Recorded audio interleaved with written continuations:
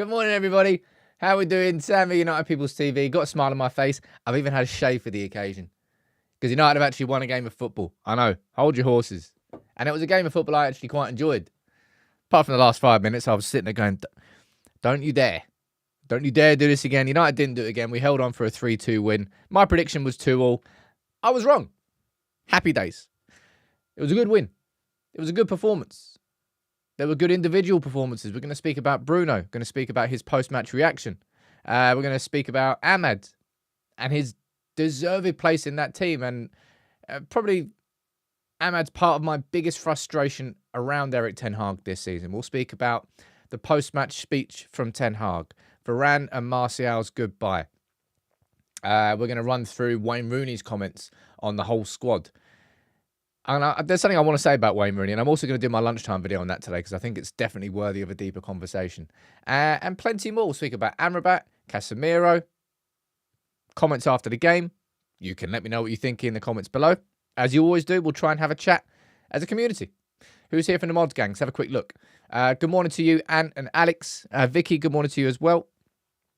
Carl and T, you both got in there before I could even leave a comment on the show this morning. That cracks me up. I always try and beat you every day, and most of the times you beat me, I'll be honest. Wendy, good morning to you. Let's see who else is here. Who's here from the member gang? Henrik, Sandman, Dan, Thomas, and Daz. Natasha, JC, how you doing, man? Siegs and Prato. Prato or Rex? I never figure out which one to call you. Anyway, who's here on Facebook? Matt Frost, good morning to you, mate. Chris Wynn. It was a win last night, Chris. Mackie, Wayne, and Alan Ashworth. Good morning to all. Can you let your brother Dan know to hurry up, mate? Because Dan Ashworth must have been sitting there last night going, dear Newcastle. No, oh, nearly fell off my chair there. You know when you put your handles on it, it goes, whoop. Did that. Oh, wow, what a cracking start to the show. Alex, Mania, Shax, and Stu, you've all gifted 5 memberships each. Now, I'm actually going to press the 10 gong instead of the 20 gong because you've got a new sound. And it deserves its debut. Wait for it. Oh, 10! Oh! That was me after Ahmad's shot yesterday.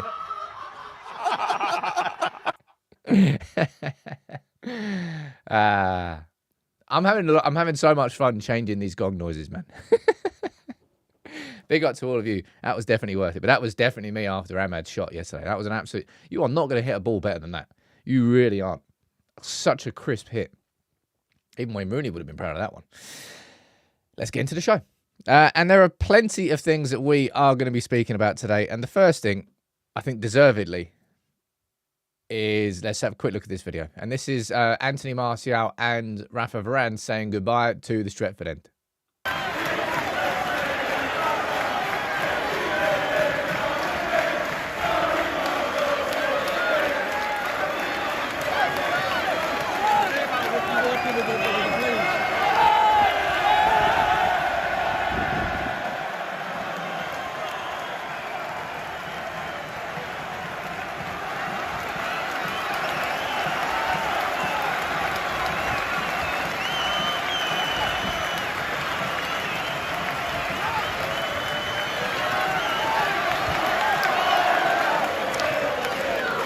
And it is goodbye to Varane and goodbye to Martial. These, you know when, I mean, I've done enough videos on this and I've used the word ruthless so many times, right? When it comes to ruthlessness as a football club, Martial and Varane leaving Manchester United on free transfers because their contracts have expired. Truth be told, that's not ruthless. That's just the end of well, in Martial's case, the last contract was just a mistake. That's just the end of a mistake. I wouldn't call Varane a mistake signing. It just didn't work out. He just couldn't find the fitness. But ruthlessness comes when you say goodbye to players who could still probably play for you the next season. But in the long term, it's not the right thing to do for your football club to keep that player around for one more season. That's where I would probably say the the definition, not the definition of ruthlessness, but I would put it more towards that. This is a class little video here of Martial saying goodbye to Stretford and Bruno Fernandes creeping up behind him.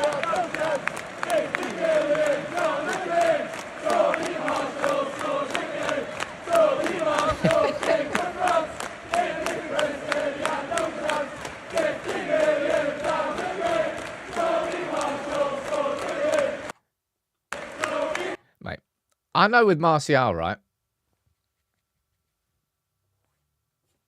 There's a lot of negatives you can focus on, right? They really are. Just him in the last few years. I mean, his fitness has always been a problem, but I remember Martial, obviously everyone remembers it, when he came off the bench for Louis van Gaal as a teenager. I think he was the most expensive teenager in the world when we signed him from Monaco, 50 mil. And scored on his debut. I think he scored the next game against Southampton. That's when he sat Van Dijk down. I think in his debut season, did he get around 15 goals? In fact, that's a random little stat. Is that true? Have I just completely made that up? Can somebody do a little bit of stat checking for me this morning? Did Martial score 15 goals in his debut season in all competitions? Because Rasmus Hojlund's goal last night was his 15th. He scored 19 down there. I can't remember how. 17. There's different numbers being fired in the comments, right? Don't just throw numbers at me. Actually figure out what it is. Martial, I won't miss Martial. He absolutely had to leave. He had to leave last season. He had to leave the season before. Had to leave the season before that. But I will remember him fondly for the good times. Plenty of bad times in between. And for Rafa Varane, I think it's quite funny. The selfie on the arrival at Manchester United and the selfie on the exit for Manchester United. And there's a photo that was going around yesterday, which a lot of people are speaking about. And it's just Varane sitting there in a centre circle, just enjoying it. And maybe he was thinking, I don't know, Varane didn't make the right decision. No, sorry. Varane did make the right decision in joining Real Madrid. But at that time, when he was leaving Lens, and I think, was he 18, 19 at the time? I can't remember his age. But Fergie wanted him. Fergie really, really wanted him. And it was Zinedine Zidane who convinced him to not join Manchester United, but to join Real Madrid. And absolutely it was the right decision. But maybe it was always in his mind. He goes, well, what would it be like to be a Manchester United player?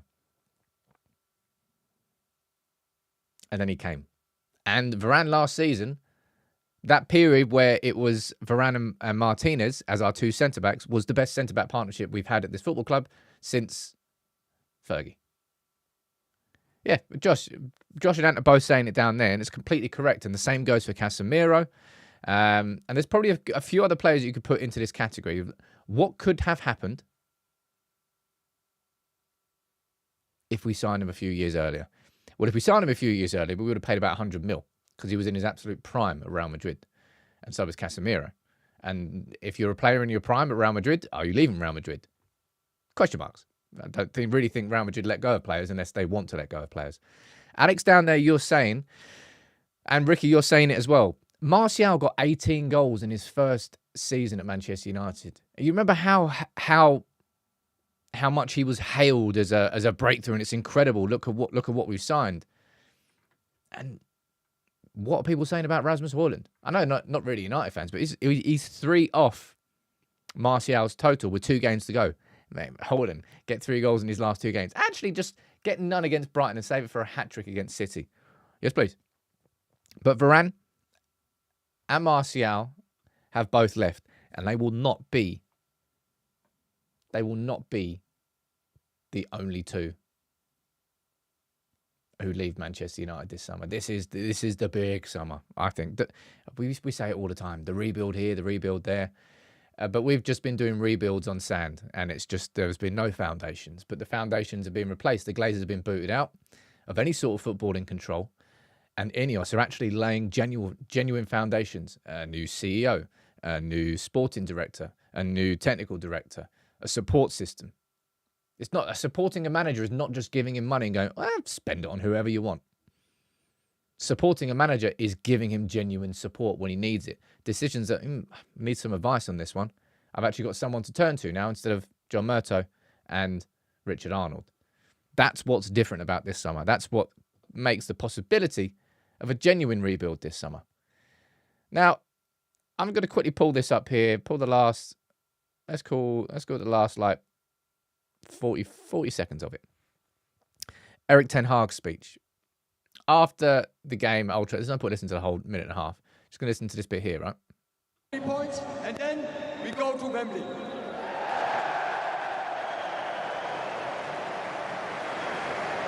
And I promise you that those players will give everything, but then everything, to get that cup, to win the cup, and bring him to Old Trafford. I really like the way he says cup. Cup. Cup.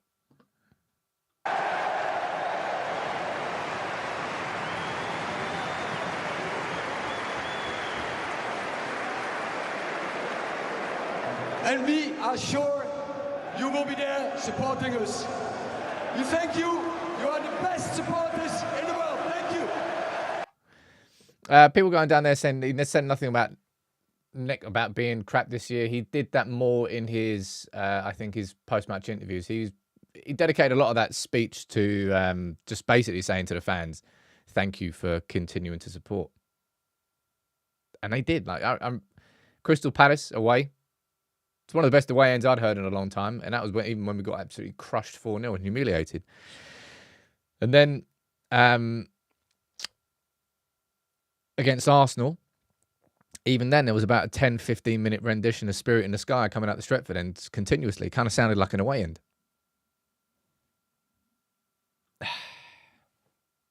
I've wobbled badly when it comes to Erik Ten Hag this season. I really have wobbled. Hands in the air, I've wobbled hard. It was after Chelsea, I think I wobbled the most. And after Coventry. They were the two games that, for me, made me really question Erik Ten Hag. Arsenal, my frustration had just boiled over and I just couldn't be bothered to watch United be crap anymore. And there's always a different, not totally different, but sentiment from match-going fans will always. It's just the truth. Like, you don't take offense to it, people, but match-going fans typically have more patience. Connections are slightly different when you get on the train and you spend 2 hours and you go to the game, and the whole match experience is different, and therefore the relationships and the patience that you may have are slightly different. But yeah, Mo, it's a point I was going to say there, is that speech carried a lot of similarities to last season. Of course, we were in the FA Cup final. He said that we're going to do everything. We're going to promise to bring it home. And then we conceded after 6 seconds. Oh, man. I don't want to speak about the FA Cup final last season. We tried. We got the equaliser, Bruno from the penalty spot. And then it was just, the second goal as well was just garbage. Ugh. Now, I don't particularly think United are going to win the FA Cup final. But I don't doubt that this team will actually fight. Now, prior to these last two games, fighting has been pointless. But we've seen a bit of a different United in these last two games, and Erik Ten Hag's tweaked it. And I'm going to be speaking about no, we're not going to go deep into the tactics, but just a different approach that I've been calling for, that we're now seeing, and all of a sudden, Manchester United feel a little bit more like a team. I'm going to read some of your comments out down here about Ten Hag. James, speaking of match-going fans, are you doing a competition this year for Wembley? I don't know. I'll try and reach out to them, see if I can get some tickets. But at this moment, I'm not. I'd have to do it really quickly, though. Alex saying you're feeling a bit conflicted about Amrabat after yesterday. I'll speak about Amrabat a little bit later in the show.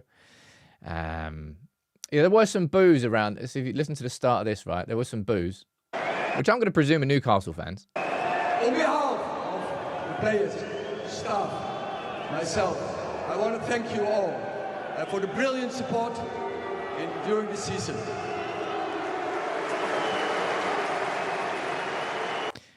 I'm going to presume that's Newcastle fans. I can't absolutely guarantee it. If I remember correctly, I think Louis van Gaal got some boos after his post-match speech at the end of the season. Obviously went on to win the FA Cup, but got some boos inside Old Trafford. I always find booing weird. Just like the whole concept of booing, I think is a really boo. Just standing there in public, just boo. It's weird. Booing is weird. Completely. I imagine that was probably Newcastle fans. What are you saying down there? Saying the comments. Any other comments here about? I hope Ahmad and Amrabat play at Wembley, says Mikapo. Well, we'll speak. Sancho in the crowd. Sancho with a megaphone. Boo! Booing is not fun. Booing is just odd. Oddballs boo. Sorry if I'm offending you. I'm not even sorry if I'm offending you. It's just weird. Booing is weird. Now, there's one player last night. Actually, that's a lie. There's more than one player last night who stood out. But Bruno Fernandes returning to the team was like, bing!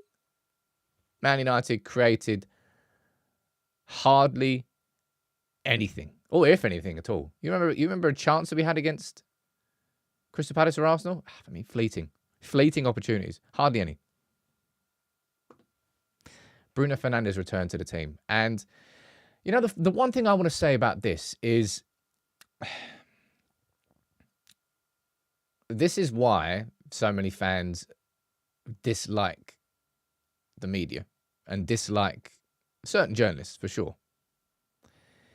Because I feel that this whole narrative and story and even the conversation around what Bruno Fernandes' future is going to be, it's pretty much happened because Samuel Luckhurst did an article saying Bruno Fernandes is thinking about his future and Inter Milan and who was it? Bayern Munich were interested in signing him. And it feels like that's the whole reason that Erik Ten Hag was asked about it in his pre-match press conference, and it's the whole reason that Bruno Fernandes is asked about it after the game, which I find a little bit frustrating. I suppose that's what the media is, what it always will be, right? But this is what he said. He goes, I will be here until when the club wants me, and the club wants me to be part of the future. If for some reason they don't want me, then I will go. The club needs to want me. I feel that the club wants me to be part of the future, and I've always said I do not want to be a player the club does not want to have. If they don't want me, I will go, and if they want me, I will stay. And Erik Ten Hag said, look, absolutely, United want to keep Bruno. No question about that. As far as I know, he loves to play for United. So it's all good. And I think you all know full well how much I love Bruno. And actually, Wayne Rooney's in my camp as well. And an absolute ton of you are as well. It feels like the criticism towards Bruno is starting to get stamped out from United fans, as it should be. Look, let Liverpool fans shout from the sidelines. Let City fans shout from the sidelines, and Arsenal fans do what they want. Just like we'll scream and point and laugh about their players when they balls up or they make mistakes or they do petulant things. But you don't do it to your own players. And by the way, I actually didn't pull up the video of it here, but Marcus Rashford before... I should probably have pulled that up, actually. I forgot about that. Marcus Rashford getting criticised from somebody in the Stretford end. So I've actually no idea what he actually said. And reacting to it, you see how on edge Rashford is. But that's just, again, it's a weird thing to do. To go to a stadium early and to then just shout abuse at the player that you've paid a ticket to watch. Because you want to see them do well. But then you just shout criticism at him before the game. It's just, it's odd. Yeah, it really is. I think so anyway. But with Bruno, it feels like the criticism among the United fans is starting to get less and less, and the praise is starting to come through, which is what it always should have been. And yesterday, look, I don't need to put up the numbers, but I put them up anyway. He was the man creating the chances, the man with more touches, the man with more passes, the man with more crosses, the man with everything, the man who was at the heartbeat of everything that we did yesterday, and that's what I called him in my match reaction. He is the heartbeat, right? He is the heartbeat of this team. He always has been the heartbeat of this team. He's the best signing post-Fergie, and I don't know who the second best signing post-Fergie could be. You could have an argument about that, but it's not particularly great. But Bruno is like by far and away number one. It's not even close. Nobody gets near the importance of Bruno Fernandes to this team. So, it's good to hear Ten Hag back, and Ten Hag loves him. I think last season he called Bruno like he didn't use the word embodiment, but pretty much he made it clear that the personality of Bruno was something that Ten Hag really felt reflected him as a coach. So Bruno as a player reflects how Ten Hag is as a coach. And he loves him. And also, by the way, that's Bruno with a little bit of a rest, which always gets forgotten about. Dude plays every minute of every game 24/7. But Bruno, after a little bit of time off, incredible. The passes he was making, it wasn't just headless chicken Bruno, which is something that gets thrown at him a lot. It was just like, he was just so good. So good. I love the bloke. I really, really do. And I think Rooney is right to say that he is a player that this team needs to get built around. And somebody who was in the headlines last night for all the right reasons was a certain Amad Diallo. And I think Amad, lots of us this season have been sort of frustrated, I suppose, that Amad hasn't started more.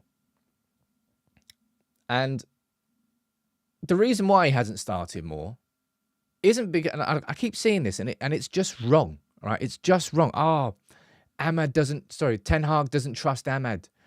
Ten Hag's favourite is Antony this and Antony that. And it's just like, you're just making yourself look a little bit dumb. If I'm being totally honest, brutally honest, you're just making yourself look a little bit dumb, because it's not that whatsoever. The reason Amad has not started more games, the reason Amrabat has not started more games, is because Ten Hag has been so obsessed with his style, the fast transitional style, that he feels Antony suits that more. That he feels that Amrabat slows the game down too much, and therefore it doesn't slot into this style. Now that we're playing two central midfielders instead of one central midfielder, Amrabat fits into it. Now that we're playing with a slightly different approach going forward, Amad fits into it. And the technical abilities of Amad are on display. I mean, there'll be no point in me putting a poll down here, because I know the answer. Of course, you'd all say that Amad should be starting the FA Cup final. And I agree with you. Yeah, Ross, I think that's a fair point. Putting Forson ahead of Amad in the pecking order. There you go. That's a different conversation. But again, Forson is someone who's a little bit more direct, a little bit more powerful than Amad. Amad just has a different profile. And it's a profile that I've wanted to see. Okay, and this is my personal biggest frustration with Erik Ten Hag this season. All right? We've had... One second here.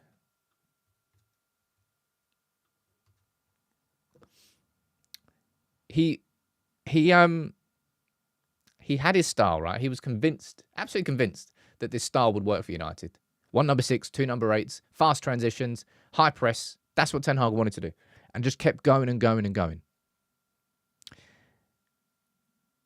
And I don't know what changed before the Arsenal game. I mean, I know what happened before the Arsenal game. It was Crystal Palace. It was humiliation. It was really...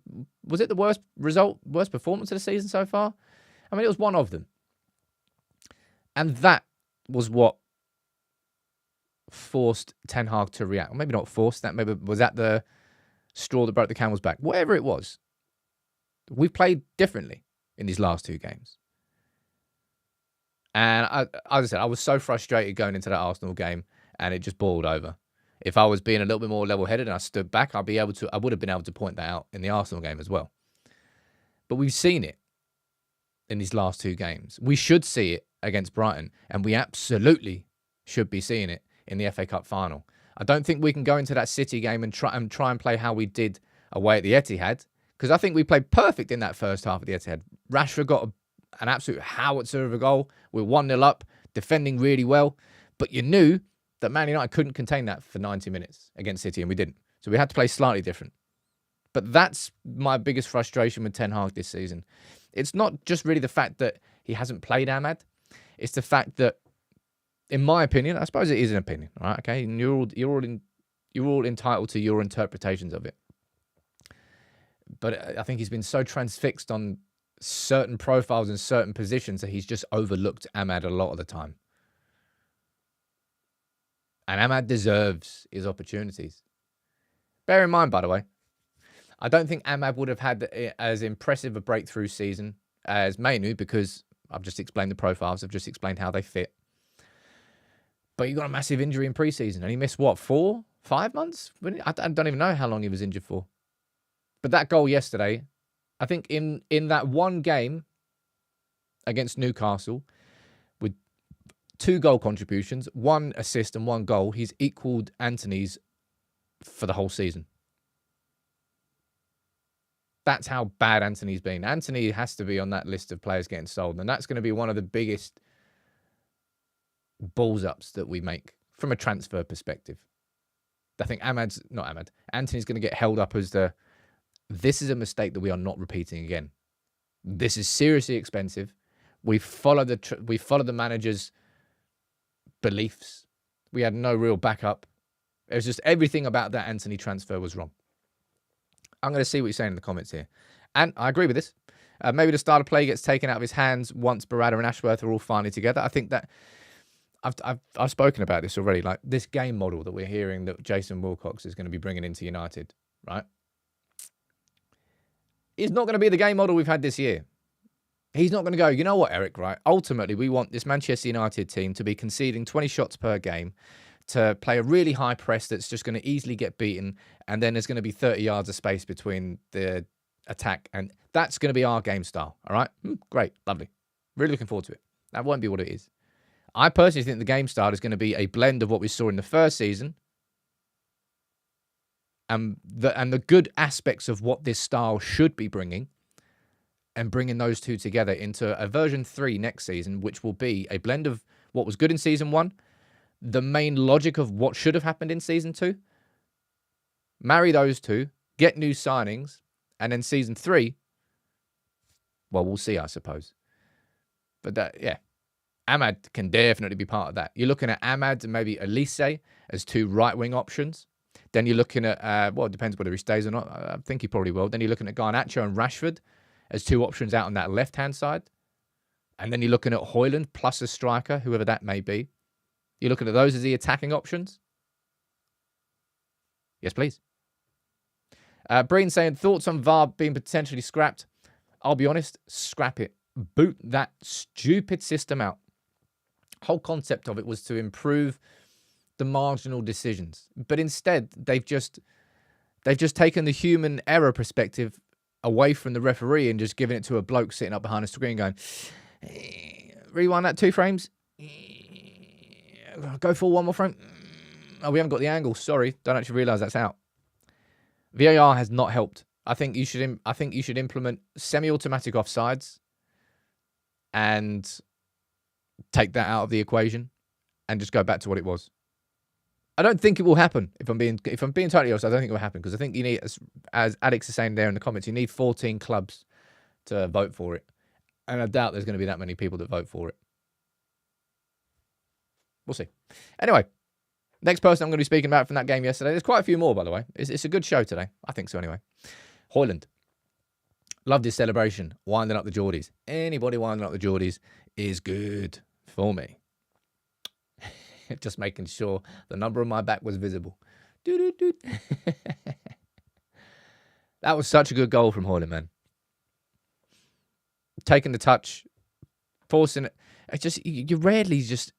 When you watch that and you see Hojlund have the ability to actually square up to his defender and go left or right, you just realise how little he's had that opportunity this season to do that. I think he scored 2 really good goals with his right foot doing that, isn't he? Exactly that, on the edge of the box. Was it West Ham? Was that his left? Can't remember. I think it was West Ham. Nice finish. Push it out to the right-hand side. He must have had a really low XG. That wasn't a high percentage scoring opportunity. With his right foot, 2 defenders in front of him, megged him, went into the corner. And I believe that was Hojlund's 15th goal of the season. Given that he didn't score in his first, was it 14 Premier League games? And given that he was then injured for a few, and he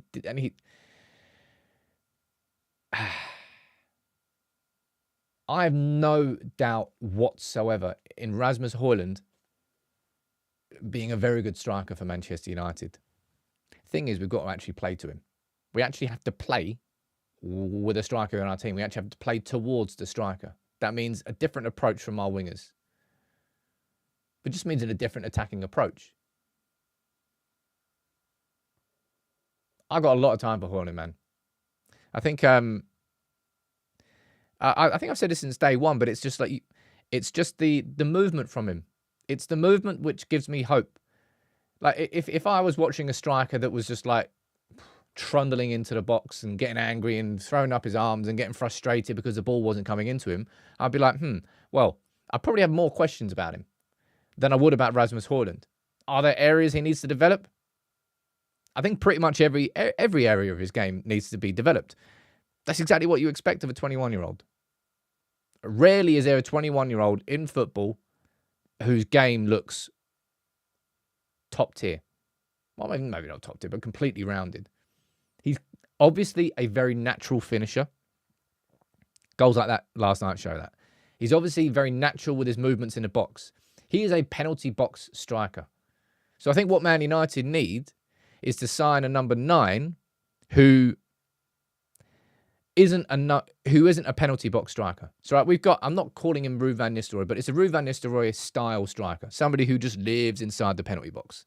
That's his goal. I think Ruud only scored 1 goal outside the penalty box his whole career at United. I don't know whether I just made that stat up, but it wasn't many. So what we need is kind of somebody who drops a little bit deeper. Somebody who almost plays like a false 9, if you want to call it that. Somebody who's really, really good with his back to goal, really good at bringing other people into play. I would say that's the idea from a profile perspective. That's the striker that we kind of need to sign. Not another just out-and-out goal scorer, but somebody who does something slightly different to what Hojlund does. And I think a lot of people have been speaking about and watching Xerxes at Bologna, and if you watch him, it's kind of exactly how he plays.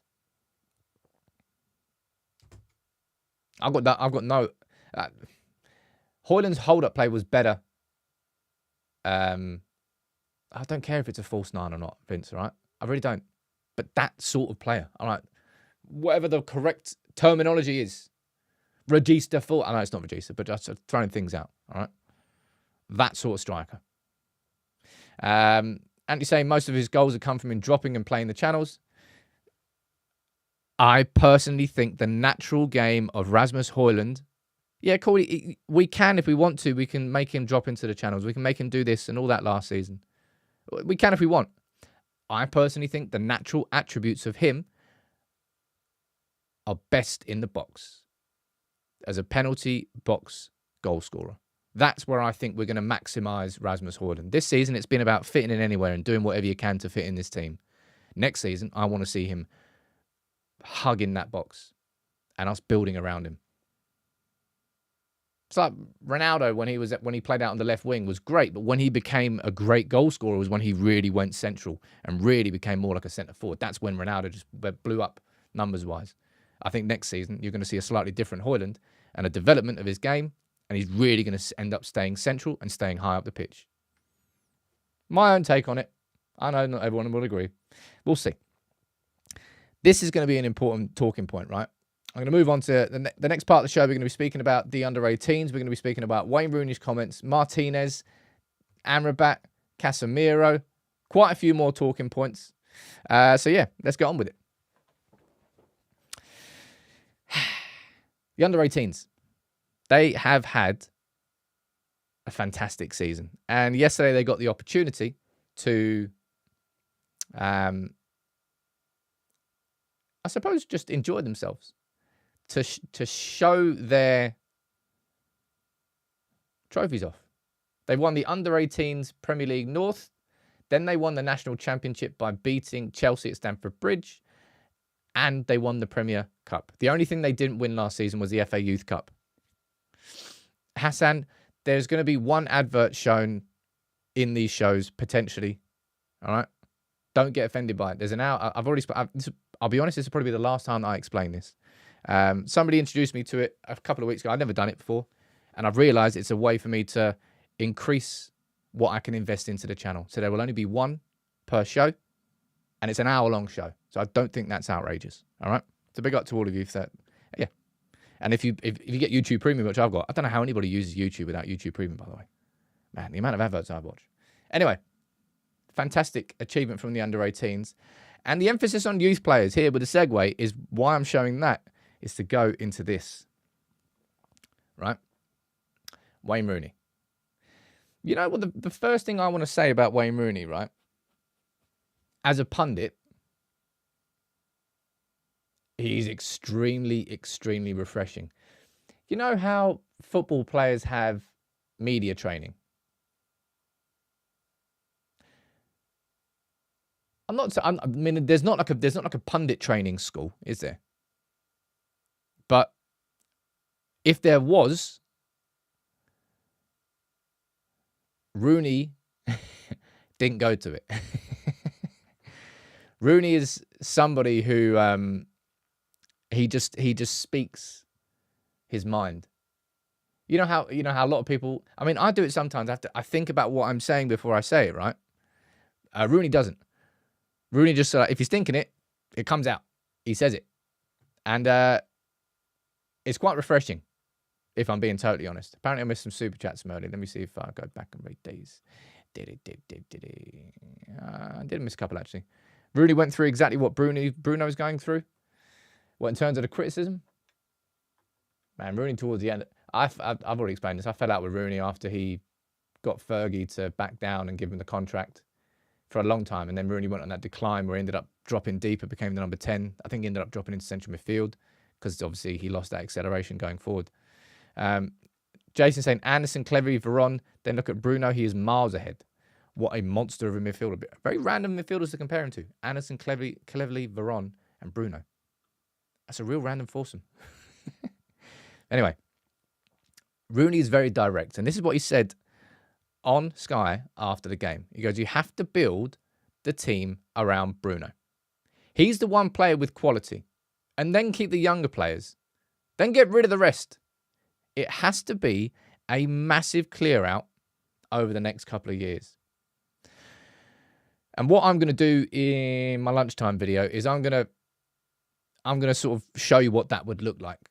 We're going to take a look at the full squad list and we're going to cross names out and say, right, if he's going to be keeping the younger players, and I thought that's a wicked photo from yesterday, isn't it? You know, I've got that one on the wall there of Mainu, Garnacho, and Hojlund. Who was that against? Was that against West Ham? I think that was against West Ham. Mentioned again twice now. Them celebrating on the advertising hoardings. And then that one there. Looks like an album cover. But I don't think there's going to be too many United fans who are in, let's be honest, like massive disagreement with what Wayne Rooney is setting there. It's more the fact that he said, get rid of the rest. You're like, huh? What? Who are you getting rid of then? But he was asked about it in a little bit more detail, and I'll go into that as well. But the youth is who you build this team around. Like yesterday, Kobbie Mainoo got the first goal. Ahmad got the second goal. Rasmus Hojlund got the third goal. They're three players that you build your team around. Not team around, but they are three players who you definitely keep in your squad looking forward. There are players that you build around, and you know full well that I'm in agreement with Wayne Rooney. And you're saying Bruno's the standard, not the pinnacle. I think the levels that Bruno's shown should be the requirements for players coming in. I don't think many people are going to be able to reach the level. I'm not saying the actual output. Every player that we sign has to have the same amount of goals and assists and goal involvements that Bruno Fernandes has, but they have to be as impressive in their own areas of the pitch as Bruno is as a creator. That's the standard I think you're talking about, and that's the standard that I would agree with. It's a good goal. It's a good photo. I was celebrating when he came on yesterday. Man, it has been crap without him. I don't think it would be totally different had he been in the team. I don't think he's good enough to completely transform our season. But I don't think it would have sunk as low as it's sunk. I don't think he would have let it sink that low. So Martinez coming off the bench yesterday for, what was it, the last 10 minutes? I think it was the last 10 minutes. And we've got Brighton to go. So pretty much bang on what I said. I said yesterday, I don't want to see Martinez getting more than 15 minutes. And then around about 20, 25 minutes against Brighton. And then we'll see what happens in the FA Cup final. Typically, I wouldn't expect Martinez to be fit to play the full 90 against City. Let alone the fact that it wouldn't be... You don't play your first full 90-minute game against City in the FA Cup final after months out, do you? So it'll be a case of probably Martinez starting the game and probably trying to see out as much as he can of 70 minutes and then bringing someone else on. That's what I would imagine we'll see in the FA Cup final. And of course, it will depend greatly on what is happening in the game and whether or not he wants to risk. But that last 20 minutes will definitely be, if Martinez starts the game against City, that last 20 minutes would be a risk for whatever he wants to do. And then I kind of want to avoid risk, but I suppose it depends what's happening in the game. Erik Ten Hag might keep him on. We'll see. Now, there's a couple more players I want to speak about from yesterday. We spoke about Kobe already. Mate, Casemiro was just... He's certainly a talking point. I'll give him that. I will give Casemiro that. Yesterday, both Casemiro and Amrabat saved each other with like last-ditch tackles. I'll be totally honest, that was a penalty. Amrabat accidentally scraping down the heel of Antony Gordon. That was a penalty. We got away with that one. Casemiro with a great tackle, though. The tackle was bang on. And Amrabat, I'll speak about Amrabat soon. But yeah, box office Casemiro, that's what you call it, Dan. It's it was King saying it was his best game in a long time, but also at the same time, there were like 2 or 3, maybe even 4 occasions where I'm like, dude, what are you doing? What are you lunging that far up the pitch for? Or what are you losing the ball that far up the pitch for? And he's got no ability to recover. Kind of makes it hard for himself. Casemiro will be leaving Manchester United at the end of the season. That will be the last time we see Casemiro play at Old Trafford. And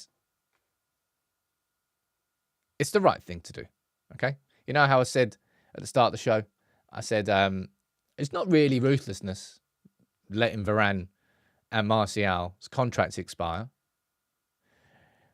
There would be, I would say there's not that many now, but there would be some United fans that would be like, yeah, just keep Casemiro for one more season. We can do that. And it might be the easier thing to do, just to not do it. But I wouldn't really say it's ruthless with Casemiro. I'd just say it would be the right decision for him to leave. And I think he knows that as well. So Casemiro, I think, will be leaving. And yeah, I'll say thank you so much for last season. It was incredible, but enjoy the end of your career in Saudi Arabia if it's there. But with Amrabat, it's let's not pretend that was a flawless, perfect performance from Amrabat yesterday. Well, I'm not going to do that. He had some errors. He got caught out a couple of times, but Amrabat has brought in just a level of control and confidence with this team in midfield that we simply haven't had without him. I think earlier this season when Amrabat was playing, it's to do with this. It's to do with the shape of the team. I don't think Amrabat's good enough to play the isolated number 6 role on his own, but play him alongside Kobe Mainoo, and you're seeing the really good elements of him. He brings something different that I don't think anybody else has brought into this midfield. And there's going to be people now, I can see in the comments down here, Amrabat will be a good squad player, keep him as a backup squad player. It's just, that option was always there, but Erik didn't do it. Which I find really, really... And if you think about it, right? Think about it. Let's step back here. We got Amrabat on deadline day. And Erik Ten Hag really pushed for him. And we had him the whole season. But Erik Ten Hag signed him with the premise that we were going to be playing 1 number 6 and 2 number 8s all season. Maybe he thought that Amrabat could play that position on his own, but athletically he can't. It's not to say that he hasn't got athletic ability. You saw that covering tackle when we were 2-1 down was fantastic. but he's not got the fastest 5'10" yards on him. In my personal opinion, I don't think Amrabat stays a Manchester United player next season. But he absolutely starts these last 2 games. Absolutely. And of course, it would be Manchester United would then have to. Hey, look, mate, maybe I'm wrong here. Maybe I'm wrong. I don't actually know what the buy option is on Amrabat, if I'm being honest. Would you let me know in the comments? Would you keep him next season? I'll read. In fact, that's probably worth a little poll. A little cheeky 5-minute poll here. Will Amrabat be a United player next season?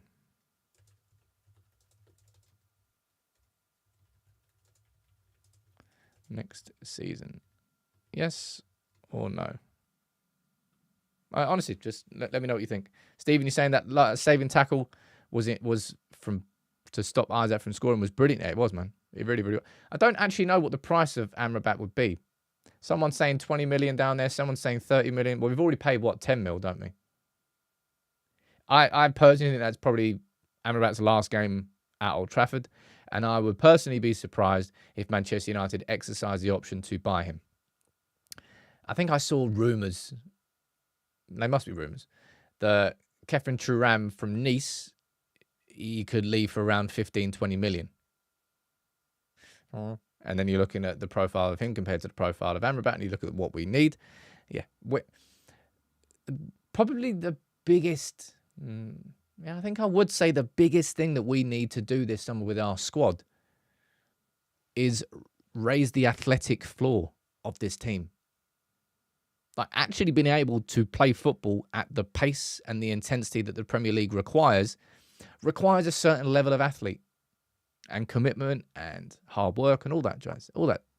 But I just think that the athletic floor of our club is like, oh. When you look at Casemiro, and Amrabat's an athlete in his own rights, but not in covering a ton of ground at pace. He's better when he's in a midfield with a partner. Which is why we're seeing Amrabat playing well right now. Which is why I'm frustrated that Erik ten Hag didn't switch that earlier this season. That's my biggest criticism of Erik ten Hag this season. It's not the fact that he had this style. It's the fact that when this style wasn't working, and no, it's not even that, because we did tweak. We tweaked away at Burnley. There's been different games this season, Liverpool away, where we have tweaked the system. But instead of that tweak leading to a change, it was an isolated incident, and then the next time we go back to the original 1 number 6, 2 number 8 system. That doesn't work, and I don't think it'll ever work. We could have been seeing a lot more from Amrabat this season than I think we're seeing, but the opportunity hasn't really come because we haven't been playing with 2 in midfield until pretty much now. And now we're seeing Amrabat playing well. And he did play well yesterday. Right? Even if you don't think he should be staying, I think we can all agree that he played pretty well yesterday. 400 votes there, and 56% of you are saying no, 44% is saying yes. So it's actually pretty close. My personal opinion is I don't think he will. I don't think Manchester United will exercise the option. But then you look at what we're going to be doing. Man, we're talking about, this is what this summer's about, man. This summer's crazy. Because we speak about the turnover in defence. You've obviously got Varane who's left. And I think Lindelof could and should be going. And depending on what happens with Maguire in terms of if anybody actually puts another bid for him. But then you look in midfield, Casemiro's going to be leaving. I'd be amazed if Eriksen's a Manchester United player next season. Sofian Amrabat, his loan expires, and I don't think that we will. I don't think we will bring him on. I don't think we'll sign him permanently. So that's 3 midfielders. And then Scott McTominay, I think, will stay next season. I think should stay next season. I think there are bigger priorities than selling. I suppose the price, if somebody comes in with a big price, then we'll have a conversation. But, man, it's a lot. It's a lot that's happening this season. Let me see what you're saying. Amrabat leaving will be a Sabitzer. Man, Sabitzer, when we had him, was just injured 24/7. Not injured. He had bad injury issues. If Sabitzer hadn't had those injury issues, we probably would have signed him last summer for 15 mil. And maybe we would never have got Amrabat. And this whole conversation wouldn't exist. Andy's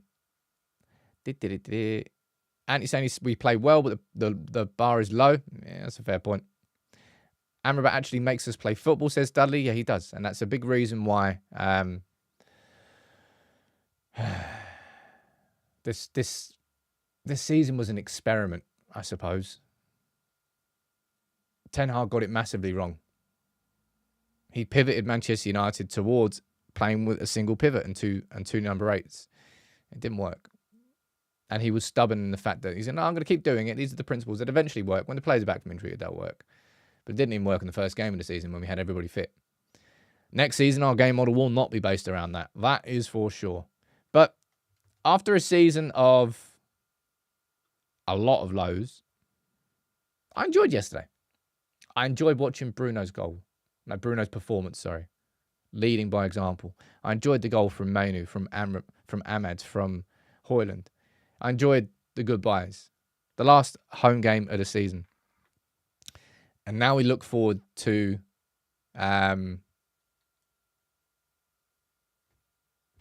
Brighton on Sunday. We're looking forward to Brighton. I mean, it means nothing. What even is the table right now? I don't think anything can change, can it? In terms of European football next season, I don't actually know what the situation. What is it? Let's have a look. Right. So we've got... Oh, 1 second there. We've got here. Right. So we are level on points with Newcastle with... man, who's got a goal difference as bad as us? -3. We have to go down here. It's ridiculous, our goal difference. It really is. So we're level on points with Newcastle. Who's their last game? Brentford. Brentford away. We're playing Brighton. Chelsea are playing Bournemouth. Well, Chelsea are going to win. So they're gone, and we couldn't even catch them anyway. I think we're not guaranteed to finish 8th, but we're pretty much finishing 8th unless we beat Brighton and Newcastle drop points against Brentford. I think that's right. So Man United are either going to finish 7th or 8th this season. So it's either going to equal our worst finish in the Premier League or it is going to be our worst finish in the Premier League. Does 7th get Conference League? Is that right?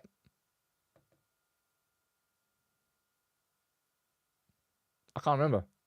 Obviously, we've got the FA Cup final, right? If we win the FA Cup, we're in the Europa League next season. Is it 7th gets Conference League? Is it 8th gets Conference League, but you have to get the qualification for it? Is that right?